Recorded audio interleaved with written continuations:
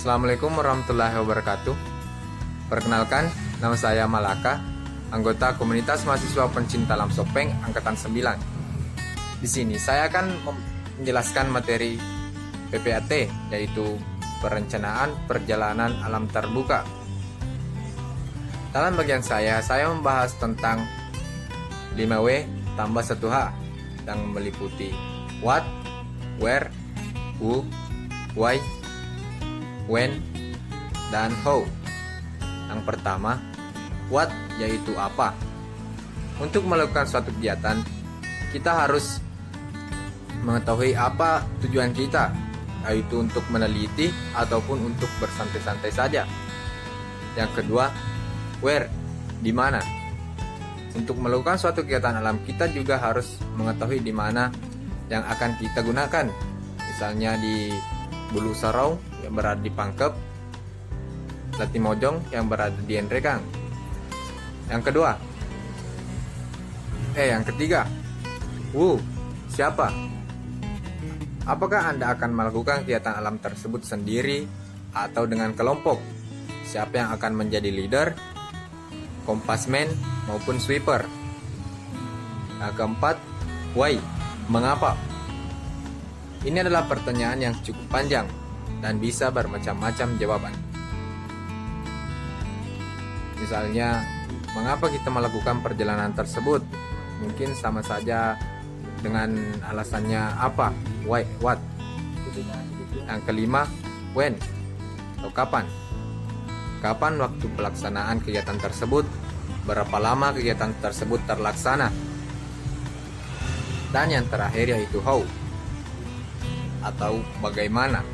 Bagaimana merupakan suatu pembahasan yang lebih komprehensif dari jawaban yang ada sebelumnya.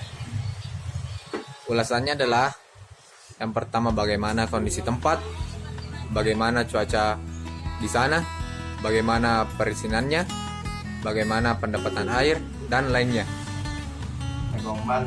Dari jawaban dari pertanyaan-pertanyaan timbul, dalamnya mencakup rincian pemilihan medan, pengurusan perizinan, kepolisian, orang tua ataupun kepala desa setempat, perencanaan kebutuhan peralatan, perlengkapan, dan transportasi. Sekian dari saya. Assalamualaikum warahmatullahi wabarakatuh.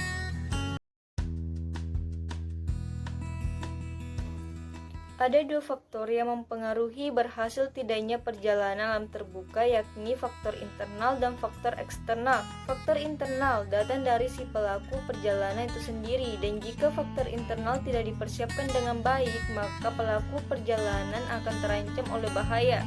Persiapan yang kurang akan mendatangkan bahaya bagi si pelaku perjalanan itu sendiri.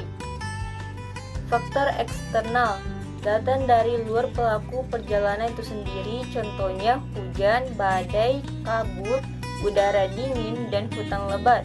Meskipun tidak semudah memperhitungkan faktor internal, namun faktor eksternal masih bisa diperhitungkan.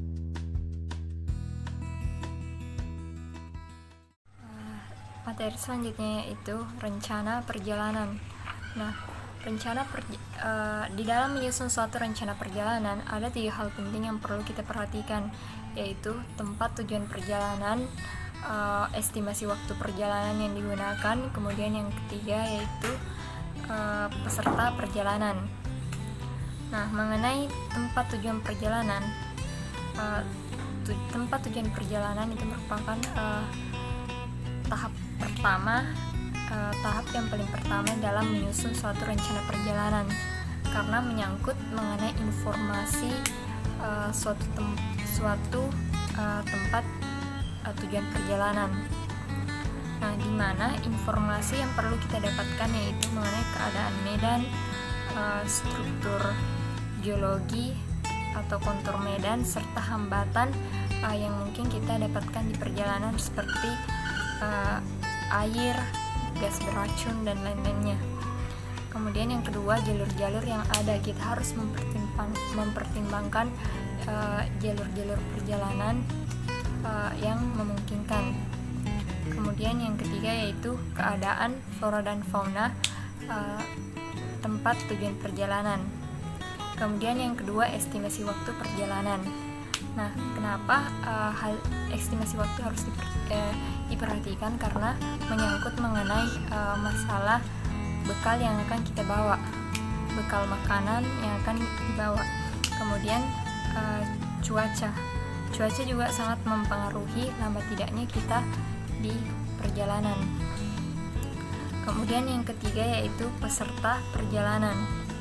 Nah, selain memilih dan mengetahui anggota peserta perjalanan, kita juga harus mengetahui pembagian tim kerja perjalanan. Karena pembagian tim yang baik akan mempermudah tercapainya perjalanan yang dilakukan.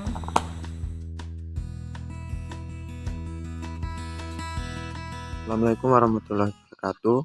Ini saya akan memberikan materi tentang persiapan perjalanan.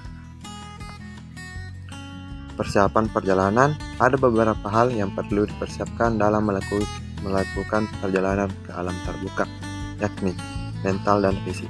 Kondisi mental yang baik mutlak diperlukan dalam sebuah perjalanan, karena dengan memiliki mental yang baik, maka kita dapat mengambil keputusan dengan baik dan benar, serta orang yang bermental baik tidak mudah tegang dan panik, sehingga tidak akan mengambil keputusan yang nekat atau merugikan diri sendiri.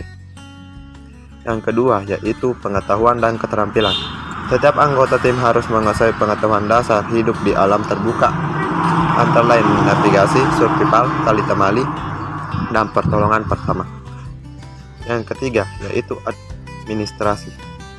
Administrasi atau persuratan yang diperlukan dalam perjalanan kegiatan alam terbuka, yaitu surat pengantar dari lembaga terkait, misalnya surat tugas dari lembaga kita disertai dengan persetujuan dari pihak kampus. Kedua yaitu surat izin keluarga. Yang keempat yaitu peralatan. Persiapan peralatan dan perlengkapan merupakan awal perjalanan itu sendiri. Yang kelima yaitu makanan. Dua unsur gizi merupakan sumber tenaga paling utama. Dan yang keenam yaitu packing.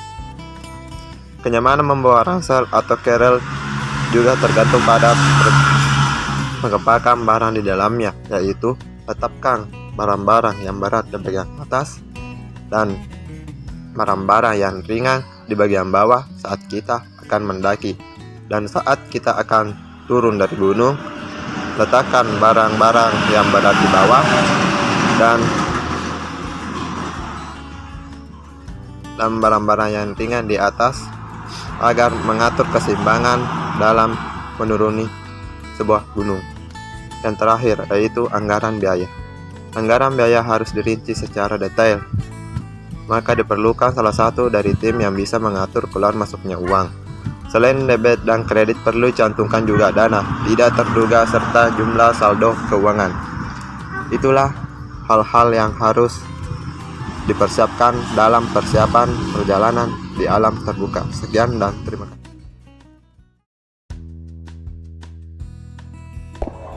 Assalamualaikum warahmatullahi wabarakatuh. Perkenalkan, nama saya Muhammad Ihsan Ramadan, nama lapangan Gapis. Di sini saya akan menjelaskan tentang laporan perjalanan. Laporan perjalanan dari hal yang paling penting yaitu dari memulai perjalanan sampai kembali, dan hal yang paling penting adalah mengevaluasi perjalanan sehingga kita dapat memperbaiki kesalahan sehingga apabila kita ingin melakukan perjalanan kembali, kita dapat memperbaiki kesalahan yang terjadi pada perjalanan sebelumnya. Assalamualaikum warahmatullahi wabarakatuh.